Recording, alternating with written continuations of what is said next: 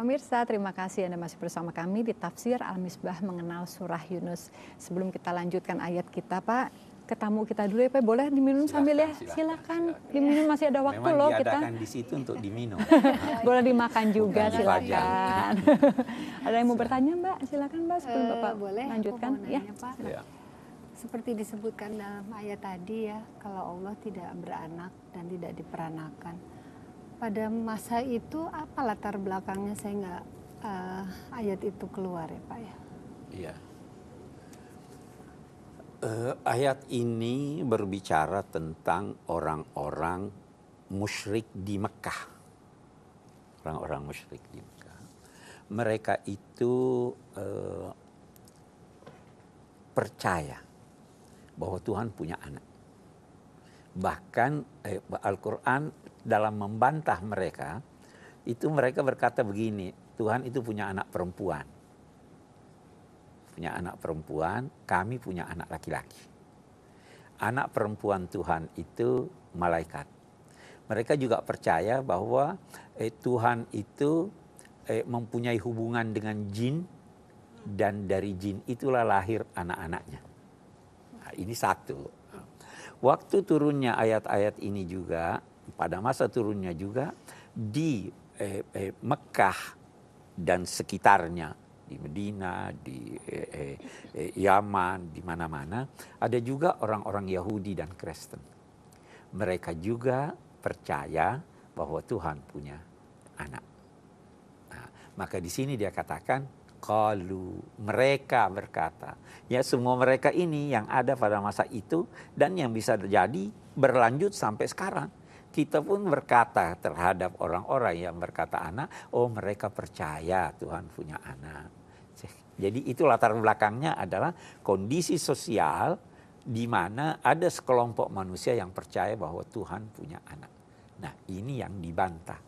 Dulu, saya tambahkan lagi, dulu Nabi selalu pada wahyu-wahyu pertama itu menunjuk Tuhan dengan Al-Quran, menunjuk Tuhan dengan kata Tuhanmu wahai Muhammad.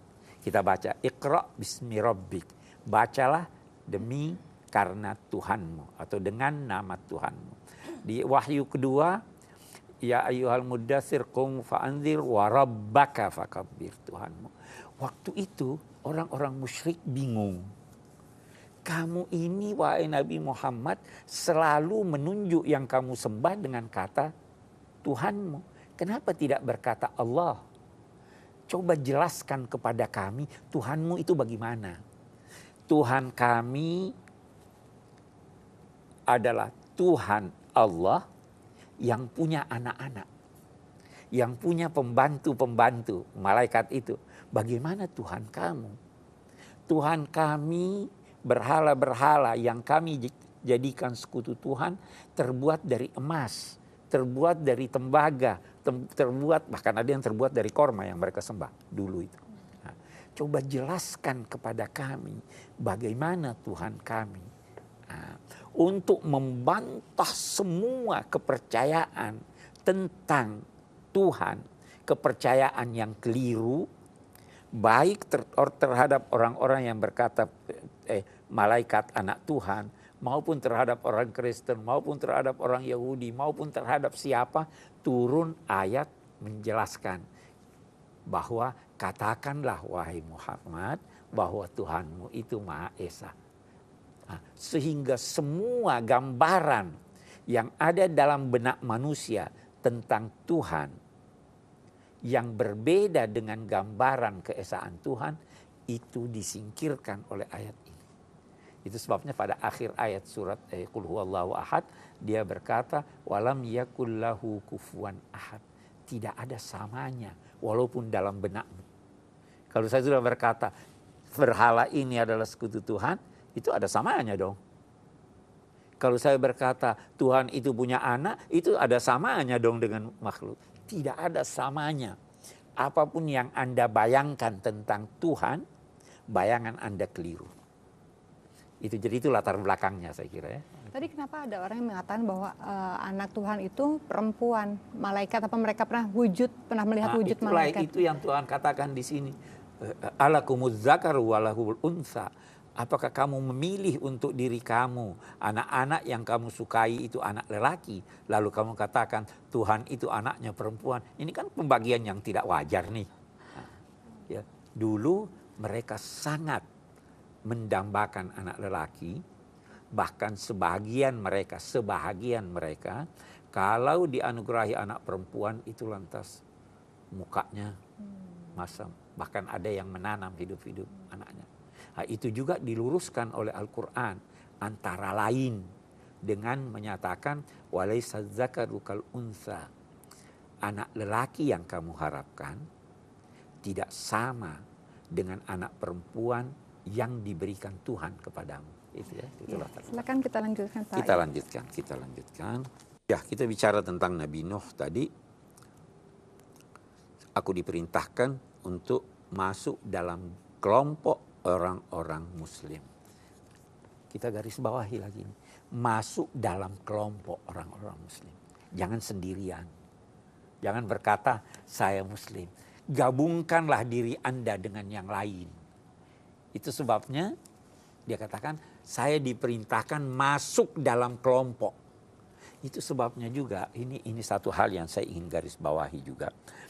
Agama Islam itu menghendaki kita hidup dalam kebersamaan. Kita kalau sholat, kita baca iyyaka na'budu, hanya kepadamu kami menyembah. Kita tidak berkata hanya kepadamu saya menyembah, walaupun sholatnya sendiri. Karena kita diminta masuk dalam, ikutkan sebanyak mungkin orang dalam kelompok yang muslim, masuk di sana, jangan sendirian. Nabi bersabda, serigala itu hanya menerkam kambing yang sendirian. Kalau Anda berjamaah, kalau Anda bersama-sama, Anda mendapat perlindungan Tuhan. Ini sejak Nabi Nuh, saya diperintahkan masuk dalam kelompok ini. Saya bukan sendiri. Oke. Fakadzabuhu, maka kaumnya itu mendustakan Nabi Nuh. Kamu bohong. Tidak ada berhala-berhala yang kami harus sembah. Ajaranmu tidak benar. Mereka mendustakannya, maka kami menyelamatkan Nuh bersama orang-orang yang berada di dalam perahu yang ditumpangi Nabi Nuh. Jadi terjadi banjir besar, air bah, hujan turun, mata air menyembur, wilayah. Al-Quran tidak menyatakan bahwa dunia semuanya tenggelam. Jadi banyak yang menduga banjir Nabi Nuh itu di wilayah Nabi Nuh.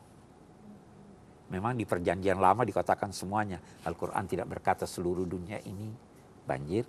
Maka diselamatkan dan kami jadikan mereka itu pengganti-pengganti generasi yang lalu. Kami menenggelamkan orang-orang yang mendustakan ayat-ayat kami. Baru dia berhenti berkata, renungkanlah, perhatikanlah bagaimana kesudahan buruk orang-orang yang diberi peringatan tetapi enggan menerima peringatan. Lalu sesudah Nuh, kami utus lagi rasul-rasul kepada kaumnya. Semua membawa bukti-bukti kebenaran. Tetapi semua juga tidak mau percaya apa yang disampaikan oleh nabi-nabi itu, sebagaimana generasi sebelumnya juga tidak mau percaya. Begitulah Allah menutup hati orang-orang yang durhaka, hati orang-orang yang melampaui batas. Dia menutup hatinya karena orang itu tidak mau buka hatinya. Saya kira itu. Baiklah. Janganlah kita seperti orang-orang kafir atau musyrik yang menutup mata hati kita untuk bisa menerima kebenaran. Bukalah mata hati kita agar kebenaran itu masuk dalam diri kita. Kita akan kembali lagi pemirsa setelah yang satu ini, tetaplah di Tafsir Al-Misbah. Jadi manusia itu baik.